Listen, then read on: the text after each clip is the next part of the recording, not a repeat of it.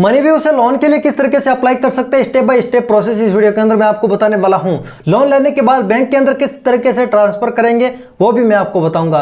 MoneyView कितना rate of interest charge करता है, कितनी प्रोसेसिंग फीस लेता है, क्या एलिजिबिलिटी चाहिए, क्या डॉक्यूमेंट चाहिए, कितना आपका सिबिल स्कोर होना चाहिए और कितनी आपकी इनकम होनी चाहिए लोन लेने के लिए, इस सारी चीजों के ऊपर मैं वीडियो पहले ही बना चुका हूं। आप उस वीडियो को जाकर देख सकते हैं, लिंक डिस्क्रिप्शन और आई बटन और एंड स्क्रीन के अंदर आपको मिल जाएगा। लेकिन इस वीडियो के अंदर हम देखेंगे कि किस तरीके से लोन के लिए अप्लाई करना है। 5,000 से लेकर 10 लाख रुपए तक का लोन आपको मनीव्यू से मिल सकता है। वो आपका डिपेंड करता है सिबिल स्कोर पर भी। मिनिमम आपके सिबिल स्कोर 650 तो होने ही चाहिए, तभी आप अप्लाई करना, अदरवाइज तो आपका लोन है वो रिजेक्ट हो जाएगा। पर्सनल लोन है, वो लोन लेना सही भी है या गलत है, ये तो हम बातें पहले इस वीडियो के अंदर कर चुके हैं, वो वीडियो आप जाके देखिए। चलिए हम प्रोसेस देख लेते हैं किस तरीके से लोन के लिए अप्लाई करना है। मनीव्यू एप्लीकेशन का लिंक डिस्क्रिप्शन के अंदर दे दूंगा, आप वहां से इस एप्लीकेशन को डाउनलोड कर लेना। इसके 50 मिलियन से यानी 5 करोड़ से ज्यादा डाउनलोड हो चुके हैं अभी तक। कितने ज्यादा लोग लोन लिए होंगे वो भी आप देख लीजिए। इस एप्लीकेशन को आप यहाँ पर इंस्टॉल बटन पर क्लिक करके इंस्टॉल कर लीजिए। उसके बाद आप यहाँ पर ओपन कीजिए। ओपन करने के बाद में आपको यहाँ पर गेट स्टार्टेड के बटन पर क्लिक करना है।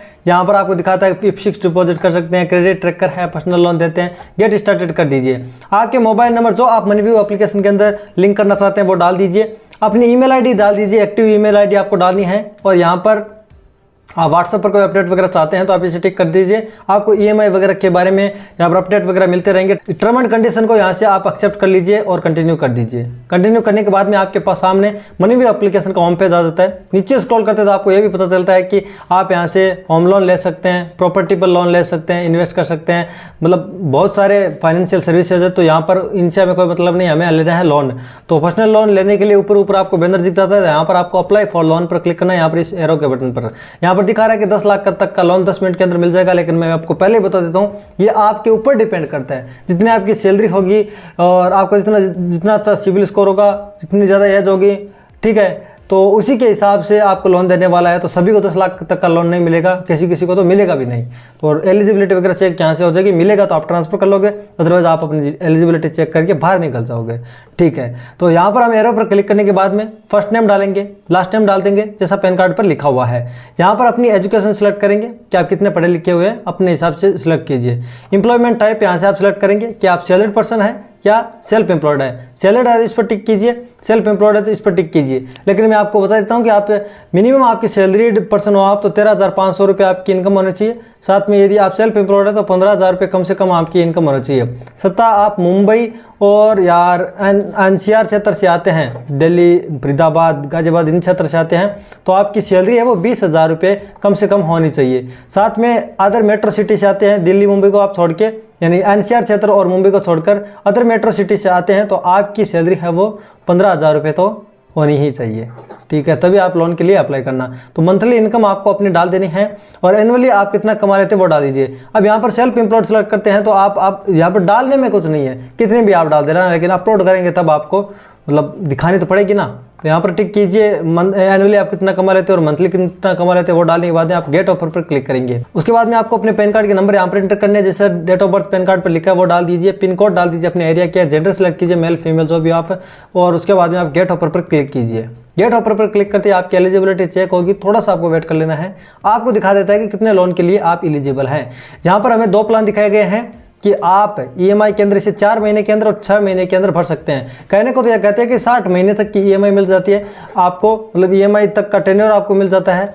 तो यहाँ पर सभी को मैं बता देता हूँ ना 10 लाख का लोन मिलेगा, सबको यहाँ पर 10,000 का हमें मिला है। तो इसी तरह सभी को 10 लाख का लोन भी नहीं मिलेगा, साथ में सभी को 5 साल की यहाँ पर ईएमआई रीपेमेंट टेन्योर भी नहीं मिलने वाला है। तो यहाँ पर 4 महीने 6 महीने के तो कितनी कितनी किस्तें आएंगी। 6 महीने के लेते हैं तो 1840, 4 महीने के लिए लेते हैं तो 2690 रुपये की किस्त आने वाली है। प्रोसेसिंग फीस 2% से लेकर 8% तक चार्ज की जाती है इस मनीव्यू के अंदर। तो यहाँ पर 826 रुपये यहाँ पर प्रोसेसिंग फीस के लगेगी। अब आपको लगता है कि आपको ये अमाउंट ट्रांसफर करना है तो यहाँ पर कंफर्म एंड प्रोसीड कर सकते हैं, अदरवाइज आप यहीं से ही एप्लीकेशन को कट कर सकते हैं।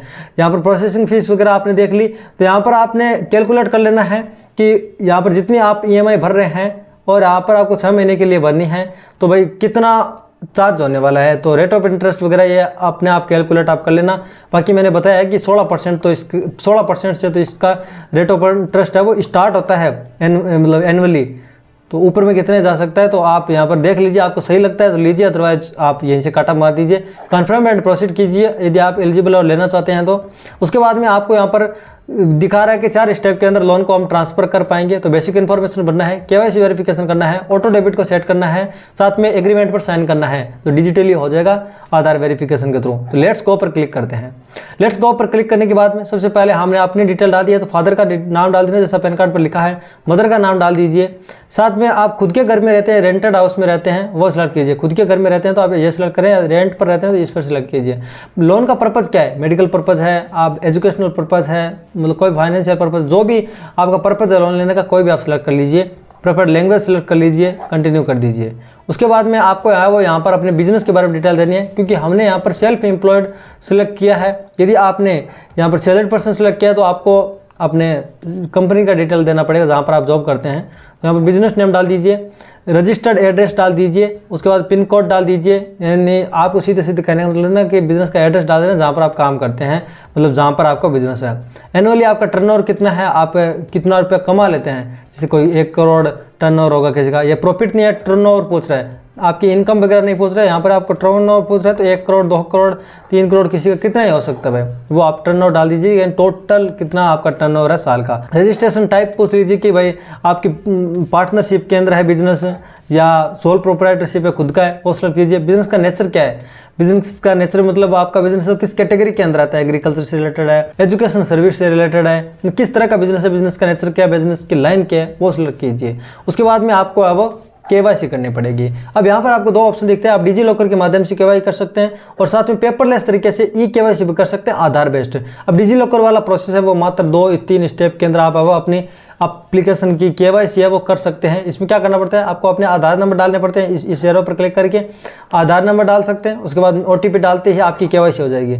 लेकिन यहाँ पर आप डिजी लॉकर के अंदर अकाउंट वगैरह नहीं बना रखे हैं, आपने पिन वगैरह सेट नहीं किए, तो आप सेट कर सकते हैं। डिजी लॉकर ऐप आप गूगल प्ले स्टोर से डाउनलोड कर लेना और आप पिन वगैरह जनरेट कर लेना, डॉक्यूमेंट वगैरह फेच कर लेना उसमें। यदि आपने नहीं कर रखे डिजी लॉकर एप्लीकेशन, आपने अभी तक डाउनलोड ही नहीं किया, तो आप ऊपर वाले आधार वाले ऑप्शन पर इस एरो वाले बटन पर टिक करेंगे। टिक करने के बाद में आधार की वेबसाइट पर आ जाएंगे, आप UIDAI की वेबसाइट पर आ जाएंगे, तो आधार नंबर डालेंगे, जैसा कैप्चा लिखा हुआ है कैप्चा डाल देंगे, सेंड OTP पर क्लिक करेंगे। जो आधार कार्ड साथ मोबाइल नंबर लिंक है उस पर OTP भेजेगा, वो डालकर आप सबमिट कर दीजिए। सबमिट करते ही आपका वो केवाईसी प्रोसेस खत्म हो चुका है। अब यहाँ पर आधार लिंक मोबाइल नंबर आपको यहाँ पर डालने पड़ेंगे, ठीक है।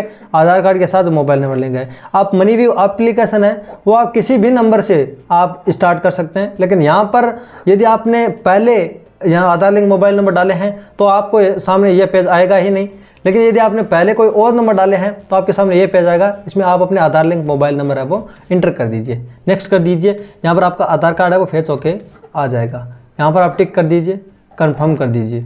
उसके बाद में आपको है वो सेल्फी अपलोड करना पड़ेगा, ठीक है। तो सेल्फी अपलोड करने के लिए इस बटन से कैप्चर भी कर सकते हैं लाइव और मतलब तुरंत, और उसके बाद में आप यहाँ पर अपलोड भी कर सकते हैं, आप इसे गैलरी से अपलोड करना चाहें तो सेल्फी अपलोड कर दीजिए और डन कर दीजिए। तो यहाँ पर आप देख सकते हैं कि सेल्फी अपलोड हो गई है और सबमिट डॉक्यूमेंट पर क्लिक कर देते हैं। सबमिट करने के बाद में दोस्तों आपको अपनी इनकम वेरीफाई कराने के लिए सबसे पहले तो बैंक सिलेक्ट करना पड़ेगा, जो अपने बिजनेस इनकम का बैंक है, जिस मतलब करंट अकाउंट आपने जहाँ पर ओपन कर रखा है ना, या सैलरी पर्सन है तो सैलरी अकाउंट जहाँ पर आपने ओपन कर रखा है, या सेविंग अकाउंट भी हो सकता है, कोई दिक्कत वाली बात नहीं है। बैंक यहाँ पर आप सर्च कर लीजिए। उसके बाद में आपको अपना बैंक स्टेटमेंट अपलोड करना पड़ेगा।